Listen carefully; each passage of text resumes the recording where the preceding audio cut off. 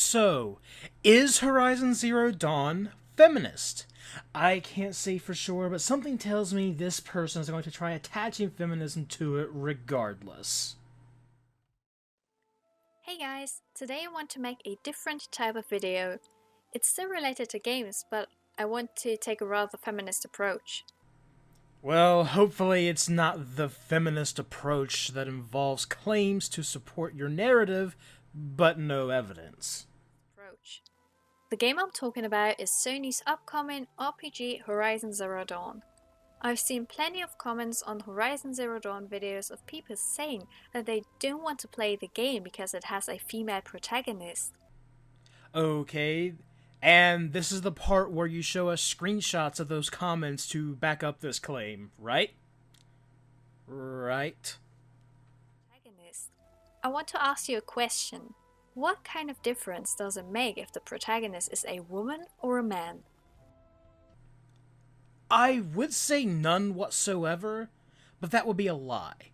Me personally, I actually prefer female protagonist, and this is just my totally subjective view, but I just find them cooler than most male leads in video games, and in some cases they're better written characters. To me, a lot of male leads are just kind of bland, boring, and I just don't care much for them. Exactly, none at all. The controls and the gameplay will still be the same. If you decide to reject a franchise because of a certain gender, there is no other way than to call you sexist. Or they could just prefer to play as characters who are the same sex as them? I may find it weird, but hey, that's their thing. That's not to say that there aren't some people who are indeed sexist who do this. What I take issue with here is you're framing everyone who makes that choice as a sexist. There are plenty of great games that have a female protagonist like Clem in The Walking Dead, Ripley in Alien Isolation, Lara Croft in Tomb Raider, or Max and Chloe in Life is Strange, only to name a few. Agreed. I think some of those characters are indeed great. It still doesn't mean that I'll call anyone who doesn't want to play as them because they'd rather to play as a male a sexist. Name a few. The difference, however, between a game like Tomb Raider and Horizon Zero Dawn is that Aloy is not portrayed as a sexy and stunningly beautiful woman. Oh, I beg to differ. Beautiful woman. It's undeniable that the focus on creating Lara Croft is to make her look as sexy as possible. This is not the case with Aloy. I don't mean to say that she looks ugly, but because she truly doesn't. Aloy's features are more down to earth. She looks like an ordinary girl next door. If a character has a great personality and the game is brilliant on its own, there is no need to over-sexualize. This of course speaks in favor for Horizon Zero Dawn. The developers didn't have to portray Aloy as a sexual object to sell the game. I would just like to note that accentuating a character's sexual appeal is a creative and marketing choice, and it can indeed be used as a crutch to boost sales of an otherwise mediocre game. But quality and sexualization are hardly mutually exclusive. How about a game like, I don't know, Honey Pop? It oozes sex appeal, and all the female characters are hypersexualized, yet it is a mechanically sound, fairly enjoyable match 3 puzzle game. Another good example of this would be Senran Kagura, aka Titty Ninja. The characters in these games are also hypersexualized, but the game is pretty self-aware of that, and it uses it for comedic effect. Not only that, but it is a solid 3D action game in its own right. I'll put it up against the best Dynasty Warriors game any day. Don't think for a second that sexualization of a character is just used to sell shitty games. The game. A problem, of course, is that most games nowadays have a male lead. Most protagonists are a white and handsome-looking man. There are so much more races and ethnicities. It's really a shame that we don't often get to see a more diverse spectrum of characters. So that's a problem, huh?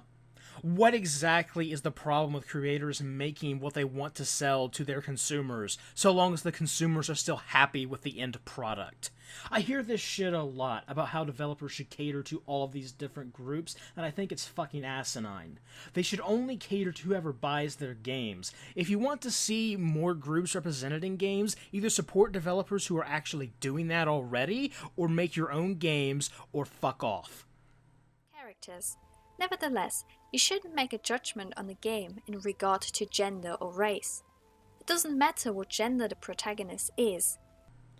To the game itself? No. But when it comes to your views of what's a problem with game development these days, it sure as hell seems to be a problem. Story. In order to explain now why Horizon Zero Dawn is a feminist game, or rather why Aloy is a feminist, I first want to explain what feminism is.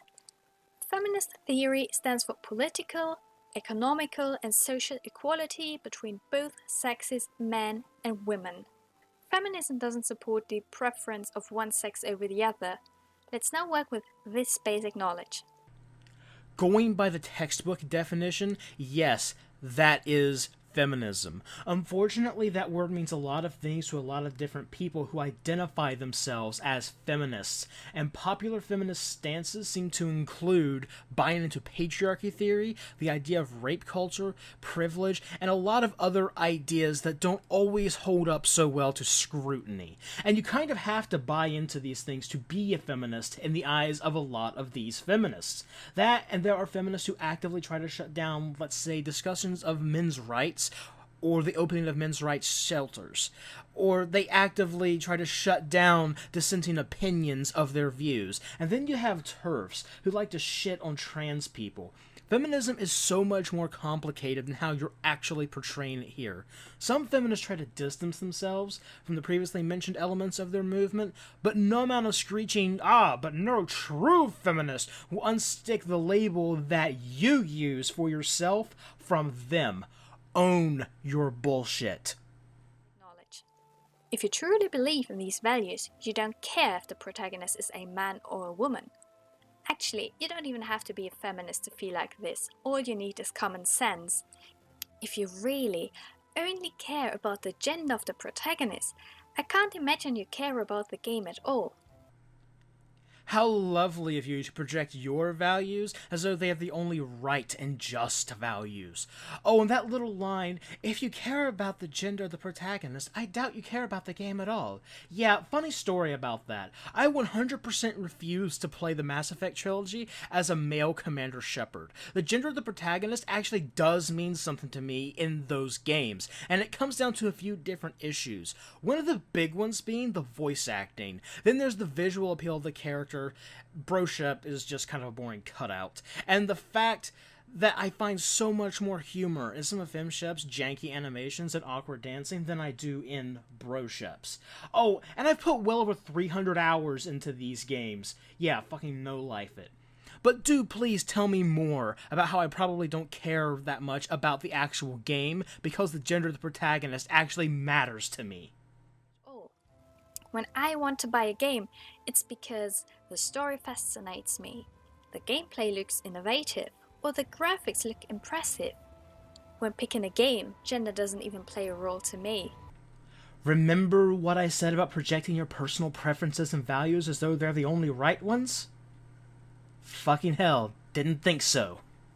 To me, it's something I don't even care about, because it's the overall experience that makes a game great. It's not only about gender. If you say you believe in equality, but you're lacking the ability to empathize with a character of the opposite sex, you're lacking major social values. You don't share my preferences, therefore you lack social values. So saith the moralizing internet feminist. 2.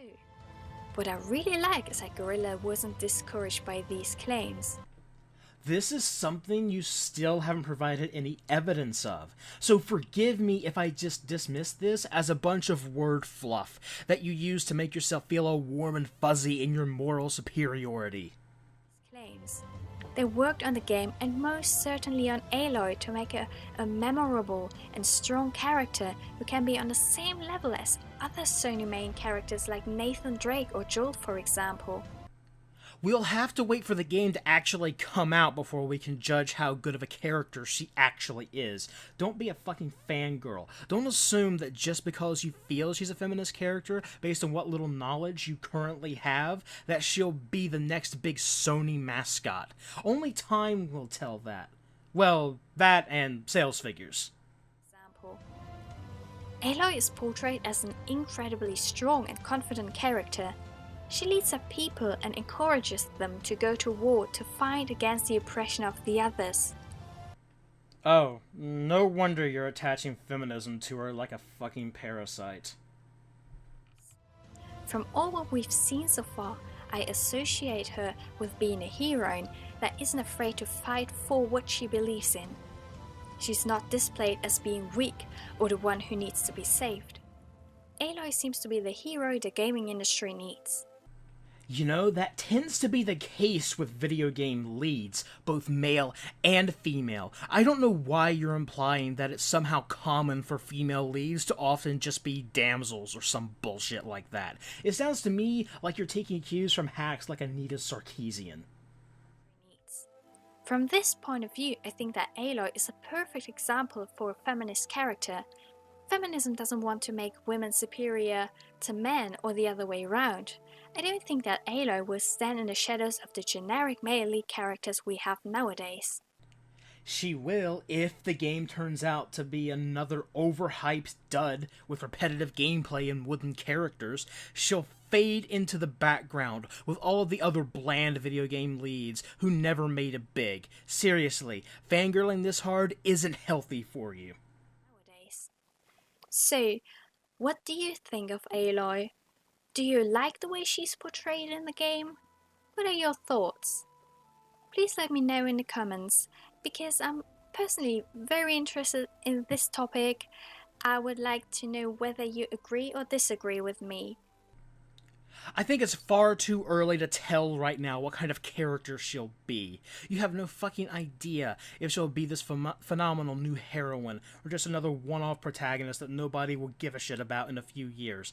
I also think you're either blinded by your ideology or the hype you have for the game when it comes to discussing this topic, and I rather doubt that you want to hear any disagreement on the matter. But hey, if you actually want to talk about it, we'll talk. I'm always open to that. Cheers.